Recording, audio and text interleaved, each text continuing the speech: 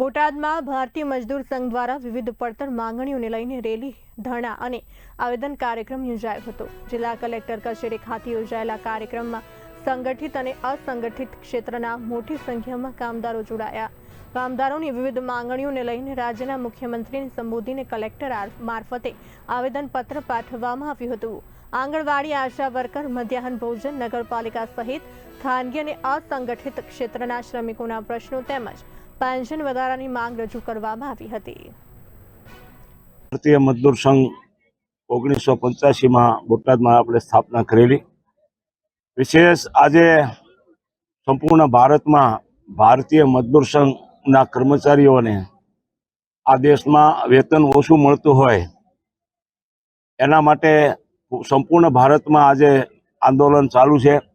એવી જ રીતે આજે ભારતીય મજદૂર સંઘ બોટાદ જિલ્લામાં પણ સરકાર સામે ધરણાનો કાર્યક્રમ છે અને આ વેતન વધારવા બાબતનો કાર્યક્રમ છે। આવેદનપત્ર પણ આપેલ છે। બીજું, કર્મચારીઓનું જાહેર શોષણ થઈ રહેલું છે। કોન્ટ્રાક્ટ પ્રથા નાબૂદ કરવા માટે મધ્યાહન ભોજન અને આંગણવાડીના કર્મચારીઓ પાસે અનેક પ્રકારના કામો લેવાતા હોવા છતાં પૂરું વેતન નહીં મળતું હોય આ મોંઘવારીના સમયમાં નેતૃત્વમાં ભારતીય મજદૂર સંઘના બોટાદ જિલ્લાના 12 યુનિયનો સાથે આજે પ્રદેશ ભારતીય મજદૂર સંઘે આહવાન કર્યું હતું 17 તારીખે દેશવ્યાપી કાર્યક્રમ અંતર્ગત। દેશવ્યાપી કાર્યક્રમ શું કામ કે શોષિત, પીડિત, વંચિત શ્રમિકોનો અવાજ અને એની વેદનાઓ બુલંદ થઈ છે।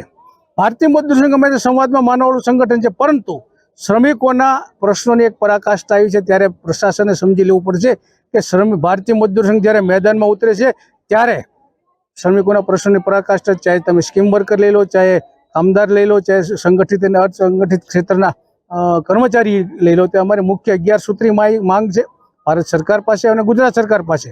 મુખ્યત્વે માંગ એ છે કે સ્કીમ વર્કરને શિડ્યુલ વર્કર તરીકે ગણવામાં આવે, આનુષંગિક લાભો આપવામાં આવે। એ જ રીતે EPF 95નો ઇસ્યુ છે કે 1000 રૂપિયા પેન્શન છે એમાંથી વધારો કરીને 7500 કરવામાં આવે। લઘુત્તમ વેતન જે 20 થી 18,000 રૂપિયા છે 30,000 રૂપિયા કરવામાં આવે।